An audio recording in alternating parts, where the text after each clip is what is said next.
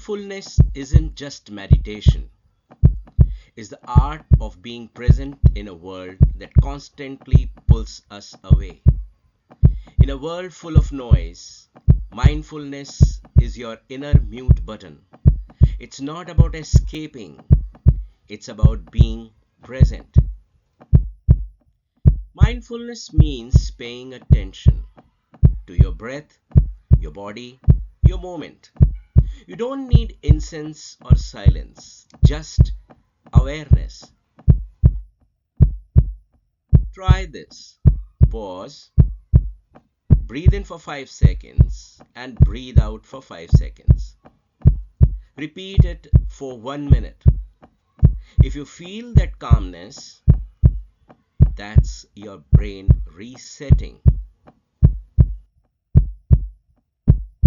Even a few minutes a day can lower stress, improve focus, and lift your mood.